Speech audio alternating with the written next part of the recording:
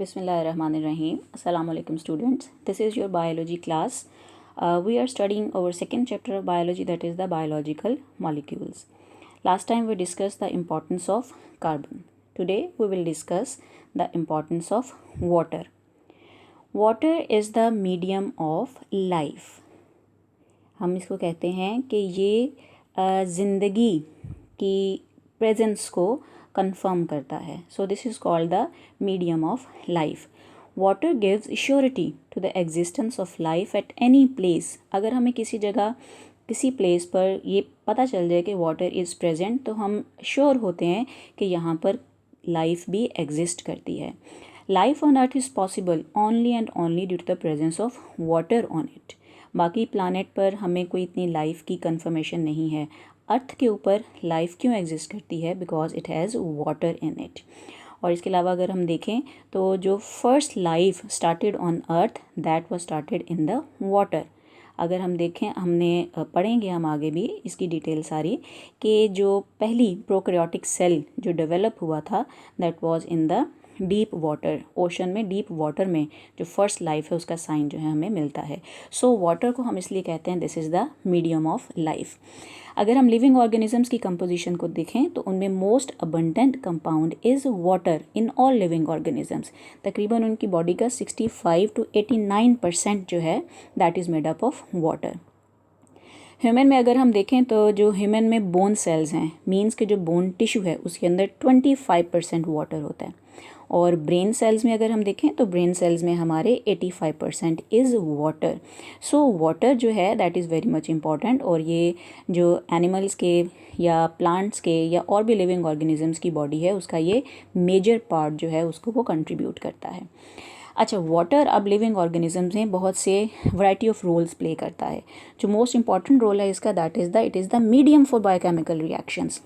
सारे biochemical reactions अगर हम देखें तो वो वाटर की प्रेजेंस में होते हैं. वाटर उनमें एज अ मीडियम एक्ट कर रहा होता है, जिसके अंदर वो स्पेस है, ये वो एरिया है जहाँ पर सारे केमिकल रिएक्शंस जो हैं वो हो रहे होते हैं.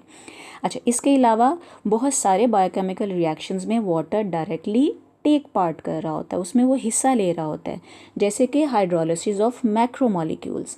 अब देखें, हाइड्रो होता है water and lysis mean break down. ठीक है, hydrolysis mean break down in the presence of water.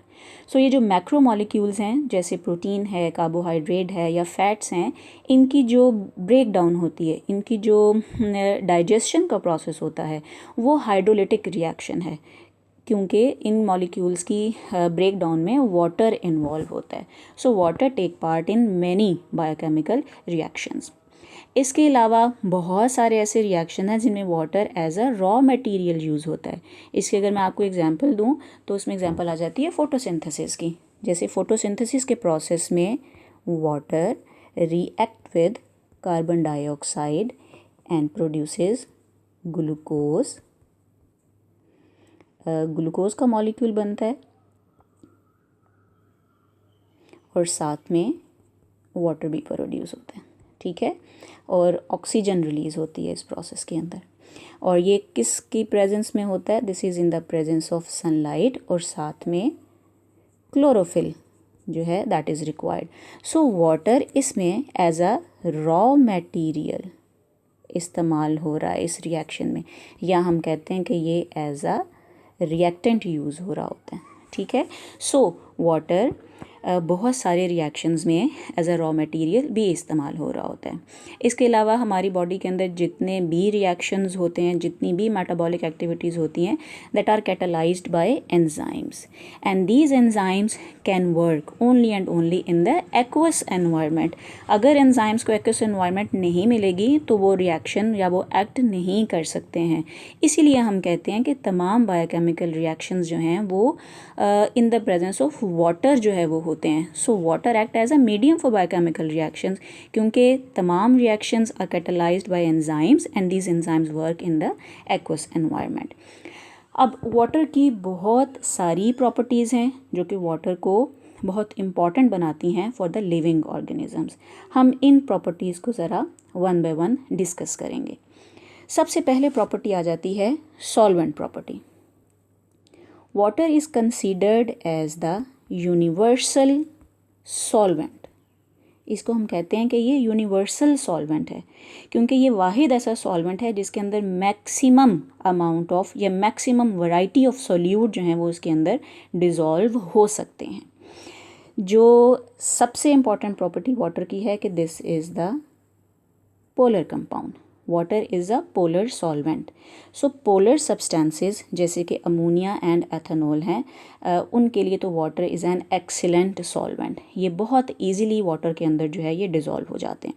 अच्छा, secondly comes the ionic substances like NaCl या sodium fluoride, lithium chloride, sodium बोरोमाइड।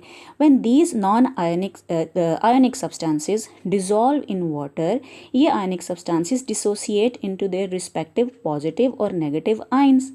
यानी जब आयनिक सब्सटेंसेस पानी में हल होते हैं तो वो अपने अपने रिस्पेक्टिव आयन्स में कन्वर्ट हो जाते हैं और ये आयन्स फिर वाटर के अंदर डिस्पर्स हो जाते हैं। जो नॉन आयनिक सब्सटेंसेस हैं लाइक HCl या शुगर, इनमें क्या होता है कि they have charged groups in their molecules, और फिर ये इन मॉलिक्यूल्स की फॉर्म में ये वाटर के अंदर डिस्पर्स हो जाते हैं। अब आयनिक सब्सटेंसेस जब वाटर में डिज़ोल्व हुए they are converted into their ions, और जब नॉन आयनिक सब्सटेंसेस वाटर में डिज़ोल्व हुए तो they are converted into their specific molecules जो कि चार्ज्ड ग्रुप कैरी करते हैं। नो, अब ये ions and molecules move randomly in water, ये फ्री मूव कर रहे होते हैं, और जिसकी वजह से they are in most favourable state कि वो किसी दूसरे आयन या किसी दूसरे मॉलिक्यूल के साथ इजीली रिएक्ट कर सकते हैं। यानी जब ये आयनिक सब्सटेंसेस या नॉन आयनिक सब्सटेंसेस पानी में हल हुए होते हैं तो वो जो उनकी डिज़ोल्व्ड फॉर्म है that is the most suitable form होती है, वो अपनी बिल्कुल परफेक्ट फॉर्म में होते हैं कि वो किसी दूसरे आयन या किसी दूसरे मॉलिक्यूल के साथ रिएक्ट कर सकते हैं। इसीलिए हम कहते हैं कि वाटर जो है this is the medium for chemical reactions. अच्छा जी, ये तो हो गया पोलर आयनिक और नॉन आयनिक सब्सटेंसेस के बारे में। अब कुछ ऐसे सब्सटेंसेस होते हैं, मॉलिक्यूल्स होते हैं which are non polar. So जो नॉन पोलर ऑर्गेनिक मॉलिक्यूल्स हैं like fats, these are insoluble in water, ये वाटर में सॉल्युबल नहीं है। इसी वजह से जो ये नॉन पोलर ऑर्गेनिक मॉलिक्यूल्स होंगे these are use to maintain the membranes of the cell. यानी जो सेल मेम्ब्रेन्स हैं उनमें जो मेजर पार्ट है, जो मेजर कंपोनेंट है उनका, वो क्या होता है, those are the non polar organic molecules. क्योंकि ये वाटर में इनसॉल्युबल हैं तो ये मेम्ब्रेन की इंटेग्रिटी को मेंटेन करने में के लिए हेल्प करते हैं, और फिर सेल्स के अंदर डिफरेंट चैम्बर्स को, कंपार्टमेंट्स को बनाने में ये हेल्प करते हैं। सो this is about the solvent properties of the water which is a very important property of water. अच्छा जी, नेक्स्ट अगर हम प्रॉपर्टी को देखें तो the next important property of water is the specific heat capacity. First हम ये देखते हैं कि what is specific heat capacity. Specific heat capacity is the number of calories which are required to raise the temperature of 1 gram of water from 15 to 16 degrees centigrade is known as the specific heat capacity of water। और जो इसकी amount है, जो इसकी value है specific capacity of water की, वो क्या है, दैट इज़ द 1। अच्छा, स्पेसिफिक हीट कैपेसिटी का मतलब क्या हुआ कि अगर हम 1 ग्राम वाटर लेते हैं और हम उसका टेम्परेचर राइज़ करना चाहते हैं 15 डिग्री से 16 डिग्री तक। अब इस टेम्परेचर को राइज़ करने के लिए वाटर जितनी अमाउंट ऑफ हीट एब्जॉर्ब करेगा उसको हम कहते हैं कि this is the specific heat capacity of water. Water has a greater specific heat capacity. अगर आप एक बीकर में वाटर लें और दूसरे बीकर में आप अल्कोहल लें, ठीक है। अच्छा, अब आप इसको हीट करना शुरू करें दोनों को। फ़र्ज़ करें कि वाटर का टेम्परेचर है 15 डिग्री सेंटीग्रेड और अल्कोहल का भी टेम्परेचर है 15 डिग्री सेंटीग्रेड। अब क्या है कि जब आपने बर्नर को ऑन किया तो बर्नर को ऑन करने के बहुत थोड़े टाइम पीरियड के बाद ही, यानी आप कह सकते हो बहुत जल्दी, अल्कोहल का टेम्परेचर 15 से 16 डिग्री सेंटीग्रेड तक हो जाएगा। लेकिन वाटर का टेम्परेचर हमें 15 से 16 डिग्री राइज़ करने के लिए हमें थोड़ा सा ज़्यादा टाइम जो है वो देना पड़ेगा।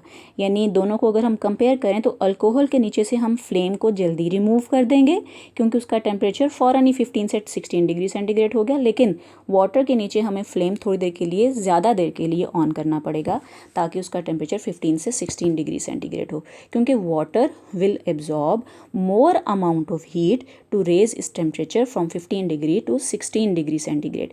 ये क्यों होता है? क्योंकि वाटर के अंदर हाइड्रोजन बॉन्डिंग प्रेजेंट होती है और वो एनर्जी गेन करने के लिए पार्टिकल्स को अपनी जो हाइड्रोजन बॉन्डिंग होती है उसको ब्रेक करना होता है और उसकी ब्रेकेज के लिए ये एनर्जी जो है ये यूटिलाइज होती है। So water has a high heat capacity. अब ये जो वाटर की ग्रेटर एबिलिटी है of absorbing heat with minimum of change in its own temperature, this property is very much important कि पानी के अंदर ये एबिलिटी है, ये ज़्यादा से ज़्यादा अमाउंट ऑफ हीट को एब्जॉर्ब कर सकता है लेकिन उसके अपने टेम्परेचर में इतना चेंज नहीं आता। इस प्रॉपर्टी की वजह से वाटर को हम कहते हैं कि दिस इज़ टेम्परेचर और थर्मल स्टेबलाइज़र। यानी ये लिविंग ऑर्गेनिज्म को जो सडन थर्मल शॉक है या जो सडन थर्मल चेंज है उससे ये इसको प्रोटेक्ट करता है। इसके लिए मैं आपको एग्जांपल दूंगी, जैसे हमारे साहली इलाके हैं, यानी ऐसे एरियाज़ जहाँ पर water body, a big water body is present, ocean जहाँ पर एग्जिस्ट करते हैं। अब वहाँ पर क्या है कि वाटर प्लेंटी ऑफ अमाउंट में प्रेजेंट है। डे टाइम में जब सन राइज करता है देयर सनलाइट और बहुत ज़्यादा अमाउंट में हीट होती है एनवायरनमेंट में। अब वाटर जो है क्योंकि वो वहाँ पर बहुत ज़्यादा अमाउंट में है तो वाटर उस सन की जो हीट है उसको एब्जॉर्ब कर लेता है और एब्जॉर्ब करने के बाद वाटर के टेम्परेचर में इतना फ्लक्चुएशन नहीं होता। वाटर का टेम्परेचर ओवरऑल जो उस वक्त सी वाटर है उसके टेम्परेचर में 1 या 2 डिग्री राइज इन टेम्परेचर होगा, जिसकी वजह से उस एनवायरनमेंट के अंदर वो जो एरिया सराउंडिंग का है सारा, वहाँ पर टेम्परेचर डे टाइम में भी इतना राइज नहीं करता। अच्छा, अब जब सन सेट हो गया, मीन जब इवनिंग या नाइट टाइम हुआ, no there is no heat in the environment, तो वाटर में से हीट लूज़ करेगी। वाटर बहुत ज़्यादा अमाउंट में हीट लूज़ करेगा लेकिन उसके बावजूद वाटर का temperature will not drop too much, बहुत ज़्यादा कम नहीं होगा। सो डे और नाइट टाइम के टेम्परेचर में उस एरिया के इतना ज़्यादा डिफरेंस नहीं होता, टेम्परेचर फ्लक्चुएशन नहीं होती। इसलिए हम कहते हैं कि वहाँ की एनवायरनमेंट जो है, वहाँ का जो क्लाइमेट है दैट इज़ टेम्परेट क्लाइमेट, कि वो इतनी चेंज नहीं आता टेम्परेचर में डे टाइम के और नाइट टाइम के टेम्परेचर में। अच्छा, इसके ऑपोजिट अगर हम कोई डेजर्ट एरिया की एग्जांपल लें तो डेजर्ट में there is a very little amount of water available. अब जब डे टाइम में सनराइज़ करेगा वो बहुत ज़्यादा तपिश होगी, बहुत ज़्यादा हीट होगी। अब क्योंकि वाटर नहीं है तो वहाँ की एनवायरनमेंट का टेम्परेचर बहुत ज़्यादा राइज़ कर जाता है। ठीक है, सो डे टाइम में टेम्परेचर बहुत ज़्यादा हाई होगा। अब जब सन सेट किया, नाइट टाइम होगा, शाम का टाइम हो गया, अब क्या है कि अब there is no heat in the environment, तो एकदम टेम्परेचर बहुत ज़्यादा ड्रॉप कर जाता है। मीन के इन एरियाज़ में डे टाइम और नाइट टाइम के टेम्परेचर में काफ़ी ज़्यादा फ्लक्चुएशन होती है। सो वाटर जो लिविंग ऑर्गेनिज्म की बॉडी के अंदर एग्जिस्ट करता है, जो उसकी बॉडी का पार्ट है वो भी वाटर, और फिर जो एनवायरनमेंट है उसके भी टेम्परेचर के रेगुलेशन में, उसकी थर्मल स्टेबलाइजेशन में वाटर बहुत इंपॉर्टेंट रोल प्ले करता है। So specific heat capacity of water play a very important role in the living organisms. ठीक हो गया। अच्छा जी, the next property is the heat of vaporization. Now what is the heat of vaporization? This is the amount of heat required to convert liquid into gas is called heat of vaporization.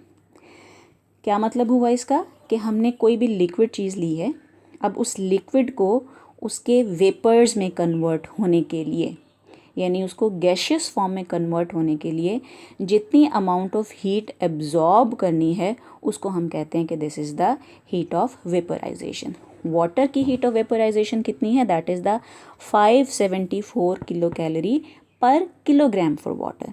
कि अगर हम पानी का 1 kilogram लेते हैं तो उस 1 kilogram of water को कम्प्लीटली इवेपोरेट होने के लिए, कम्प्लीटली गैशियस फॉर्म में कन्वर्ट होने के लिए कितनी अमाउंट ऑफ हीट रिक्वायर्ड है? That is the 574 kilo calorie. This is a huge amount, ये काफ़ी ज़्यादा हाई वैल्यू है। सो वाटर की हीट ऑफ वेपोराइजेशन भी ज़्यादा है। अब देखें, हीट ऑफ वेपोराइजेशन का ज़्यादा होना, this is also very important for the living organisms. अब वाटर अपनी इस प्रॉपर्टी की वजह से, जो ऑक्सीडेशन की वजह से हीट प्रोड्यूस होती है बॉडी के अंदर, उसको रेगुलेट करने में बहुत इंपॉर्टेंट रोल प्ले करता है, क्योंकि वाटर जो है वो अपनी हीट ऑफ वेपोराइजेशन की वजह से कूलिंग इफेक्ट प्रोड्यूस करता है। ठीक है, कूलिंग इफेक्ट कैसे प्रोड्यूस होता है? अगर आपने अपने हैंड की बैक पर वाटर को अप्लाई करें, या कभी आप जब इंजेक्शन लगाने के लिए जाते हैं तो आपको वो कॉटन स्वैब के साथ अल्कोहल लगाकर तो वो अप्लाई करते हैं। ठीक है, तो आपकी स्किन पर कूलिंग इफेक्ट प्रोड्यूस होता है, आपको ठंडक फील होती है। वो ऐसा क्यों हुआ है कि जब हम अपनी स्किन पर वाटर अप्लाई करते हैं और या हम अपनी स्किन पर अल्कोहल अप्लाई करते हैं, तो वो फिर क्योंकि वो एक ख़ास सरफेस एरिया पर वो फैला हुआ है, तो वो इवेपोरेट करता है। और जब वो इवेपोरेट करता है तो इवेपोरेशन के लिए, उस लिक्विड को गैशियस फॉर्म में कन्वर्ट होने के लिए, अपनी इंटरमॉलिक्यूलर फोर्सेस को ओवरकम करने के लिए, क्योंकि लिक्विड फॉर्म में मॉलिक्यूल्स एक दूसरे के बड़े पास होते हैं, और जब उन्होंने गैसेस में कन्वर्ट होना है तो उनको अपनी जो अट्रैक्टिव फोर्सेस हैं उनको ओवरकम करना होता है। ठीक है, इन फोर्सेस को ओवरकम करने के लिए वो अपनी सराउंडिंग में से, जो इर्द गिर्द की सरफेस हैं, वहाँ से वो हीट को एब्जॉर्ब कर लेंगे, और एब्जॉर्ब करके गैशियस फॉर्म में कन्वर्ट होकर उस सरफेस को लीव कर देंगे। अब जब वो वहाँ से लेफ़्ट करेंगे, वहाँ से वो मूव करेंगे, तो जो सराउंडिंग का एरिया, जो पीछे एरिया रह गया है, वो क्या होगा, वहाँ पर कूलिंग इफेक्ट होगा, क्योंकि वहाँ का टेम्परेचर डाउन हो जाएगा। सो इसीलिए कहते हैं कि evaporation causes cooling effect produce करती है। ठीक है, अब ये जो कूलिंग इफेक्ट प्रोड्यूस होता है, this is very much useful in plants and in animals. Plants में अगर हम देखें तो ये जो इतने हॉट वेदर में प्लांट सरवाइव किए हुए होते हैं और वो बड़े मज़े से सूरज के नीचे आराम से वो ज़िंदा रह रहे होते हैं, वो किस वजह से है? क्योंकि इनमें एक प्रोसेस हो रहा होता है जिसे हम कहते हैं ट्रांसपायरेशन। ट्रांसपायरेशन क्या है? Evaporation of water from the aerial parts of the plant. अब जब वाटर लीफ, बहुत सारे लीफ होते हैं प्लांट के ऊपर, जब ये इन लीफ के ऊपर से वाटर जो है वो इवेपोरेट करता है, तो इस इवेपोरेशन की वजह से जो रिमेनिंग सरफेस है या जो प्लांट की बॉडी है वो कूल रहती है।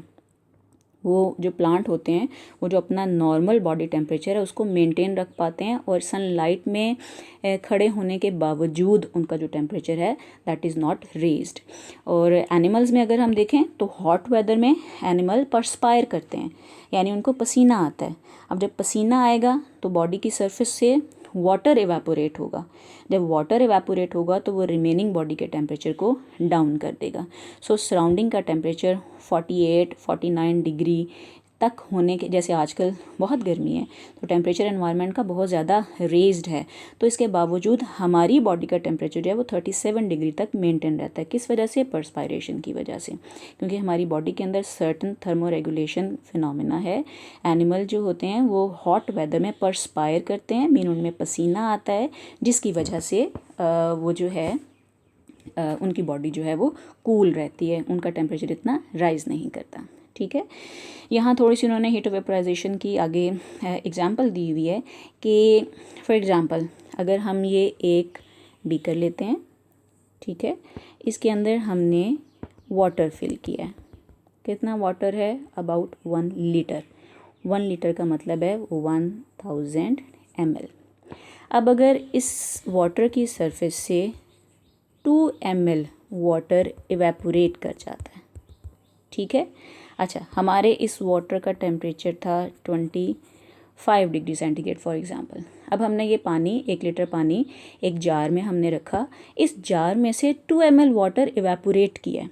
हम कोई हीट नहीं कर रहे, हमने सिर्फ उसको एनवायरनमेंट में रखा हुआ है। 2 ml वाटर इसमें से इवेपोरेट किया, जो रिमेनिंग वाटर यहाँ पर बचा दैट इज़ 998 ml, और इस 2 ml इवेपोरेशन की वजह से इस 998 ml का टेम्परेचर 25 से 24 डिग्री सेंटीग्रेड हो गया।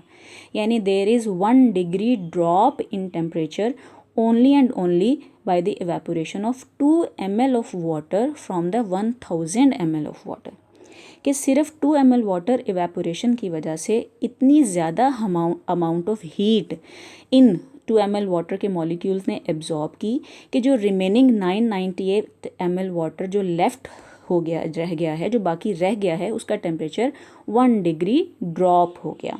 सो यहाँ से अंदाज़ा होता है कि पानी की जो हीट ऑफ वेपोराइजेशन है that is very high. Evaporation of 2 ml per litre of water 1 degree centigrade lower of the remaining 998 ml of water जो है वो होगा। ठीक है, so heat of vaporization is also a very important property of the water. Now next comes the ionization of water. हमें इसका पता है, या आप लोगों ने केमिस्ट्री में बहुत दफ़ा पढ़ा है कि वाटर डिसोसिएट हो जाता है, आयनाइज हो जाता है किस में, हाइड्रोजन और हाइड्रोक्सिल आयंस में। ठीक है, वाटर की जब आयनाइजेशन होती है तो ये हाइड्रोक्सिल और हाइड्रोक्सिल आयंस में कन्वर्ट हो जाता है। अच्छा जी, और ये फिर इक्विलिब्रियम में हो जाते हैं विद द वाटर मॉलिक्यूल। अच्छा, 25 डिग्री सेंटीग्रेड अगर हम देखें तो हम जितना भी पानी लेंगे, हमारे पास जितना भी वाटर है, उसमें से 10⁻⁷ मोल्स जो हैं पर लीटर, वो ये आयंस होते हैं, आयंस की कंसंट्रेशन होती है। यानी अगर हम 1 लीटर पानी ले रहे हैं और टेम्परेचर हमारा 25 डिग्री सेंटीग्रेड है, तो उस 1 लीटर पानी के अंदर 10⁻⁷ मोल्स जो हैं वो हाइड्रोक्सिल और हाइड्रोजन आयंस के होंगे। अब ये जो है वाटर की आयनाइजेशन की property, this is very much important, क्योंकि ये जो आयंस होते हैं ये बहुत सारे केमिकल रिएक्शंस को इनिशिएट करने के लिए या उनको कैरी ऑन करने के लिए, उनको अपने एंड प्रोडक्ट बनाने के लिए ये आयंस जो हैं ये इस्तेमाल होते हैं। सो बहुत सारे केमिकल रिएक्शंस में जो वाटर के जो आयंस हैं, हाइड्रोजन हाइड्रोक्सिल आयन, वो हिस्सा लेते हैं। ठीक है, नेक्स्ट प्रॉपर्टी होगी हमारी प्रोटेक्शन। वाटर जो है this is a very effective lubricant. ठीक है, क्या है ये बहुत ही इफ़ेक्टिव लुब्रिकेंट है जो कि प्रोटेक्ट करता है against the damage of rubbing, friction की वजह से जो डैमेज होना है टिश्यूज़ को, या रबिंग की वजह से जो डैमेज होना है टिश्यू को, उसके अगेंस्ट वाटर जो है ये हमें प्रोटेक्शन प्रोवाइड करता है। जैसे हमारी आइज़ में देखें, आईलिड जो होती हैं वो मूव करती हैं, अब वो रब करती हैं विद आवर, आप कह लो कि जो आई की सरफेस है उसके साथ। अब अगर दरमियान में वाटर की लेयर नहीं होगी in the form of tears, तो ये जब मूव करेंगी आईलिड, तो फिर ये आई की सरफेस को रब करेंगे और उस रब की वजह से आई की सरफेस डैमेज भी हो सकती है। या अगर कभी हमारी आँख में कोई डस्ट पार्टिकल एंटर हो जाए, ठीक है, तो वो डस्ट पार्टिकल बहुत ज़्यादा इंजरी कॉज कर सकता है जब वो हमारी आई के साथ कांटेक्ट में आएगा और ऊपर से हमारे आईलिड भी मूव करेंगे, तो वो स्फीयर डैमेज कर सकते हैं हमारी आई की सरफेस को। अब उसको बचाने के लिए, इसकी प्रिवेंशन के लिए हमारी आई में टीयर प्रोड्यूस होते हैं और वो टीयर जो हैं वो हमारे उस डस्ट पार्टिकल को रिमूव कर देते हैं फ्रॉम द आई। और हमारी आई की सरफेस हमेशा वेट रहती है ताकि जब आईलिड ऊपर मूव करें उसके, तो रबिंग इफेक्ट नहीं प्रोड्यूस हो, फ्रिक्शन ना कॉज हो, और उस फ्रिक्शन को रिड्यूस करते हैं ये, और फिर डैमेजिंग इफेक्ट जो आई सरफेस के ऊपर वो रिड्यूस हो जाता है। इसके अलावा जो वाटर है that provide the cushioning effect. Now what is this cushioning effect? आपने देखा है, पढ़ा होगा, जब आपने ब्रेन का स्ट्रक्चर देखा तो हमारे ब्रेन के इर्द गिर्द सेरिब्रो स्पाइनल फ्लूइड की लेयर होती है। ठीक है, फिर हमारे लंग्स के इर्द गिर्द प्लूरल फ्लूइड जो है ये प्रेजेंट होता है। हमारे हार्ट के इर्द गिर्द पेरिकार्डियल फ्लूइड जो है दिस इज़ प्रेजेंट। नो, ये सारे फ्लूइड जो हैं ये हमारे इन ऑर्गन्स को कुशनिंग इफेक्ट प्रोड्यूस करते हैं। What is this cushioning effect? Take an example, हम एक बॉटल लेते हैं, ठीक है, चलें जी, दिस इज़ बॉटल। इसके अंदर हमने कुछ पार्टिकल ऐड किए हैं। ये पार्टिकल क्या हो सकते हैं? छोटे छोटे स्टोन के पीस ले लेते हैं हम, या चने के दाने ले लेते हैं, जो हम ये चने खाते नहीं है, वाइट चने या काले चने या कोई और भी इस तरह की पार्टिकल, वो हमने लिए और हमने इस बॉटल के अंदर इनको फिल किया। अब अगर हम इस बॉटल को शेक करें, शेक करने से क्या होगा, ये पार्टिकल्स बड़ी ज़ोर से स्ट्राइक करेंगे to the wall of the container. ठीक है, और बड़े ज़ोर की जो वॉइस है वो प्रोड्यूस होगी। ठीक है, हमने ये काम किया। अब हम नेक्स्ट क्या करते हैं कि हम इसके अंदर इस बॉटल की हम लिड को ओपन करेंगे और हम इसको कम्प्लीटली फिल कर देंगे विद वाटर। हमने इसको पूरा वो दाने हमने वो पार्टिकल हमने अंदर ही रहने दिए और अब हम इसको पूरा इस बॉटल को हमने फिल कर दिया है विद वाटर। ठीक है जी, this is filled with water. अब हम इसकी लिड को दोबारा क्लोज कर देते हैं।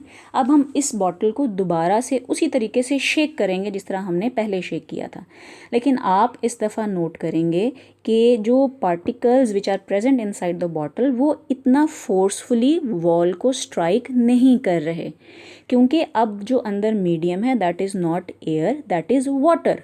वाटर उनकी मूवमेंट में हर्डल क्रिएट करता है और वो बड़े ज़ोर से आकर स्ट्राइक नहीं करते और उन पार्टिकल्स को शॉक कम पहुंचेगा और उनको डैमेज कम होगा, क्योंकि वो लेस फोर्स के साथ स्ट्राइक कर रहे हैं with the walls of the container. So हम ये कहते हैं कि ये वाटर ने क्या प्रोवाइड किया है, water provide the cushioning effect.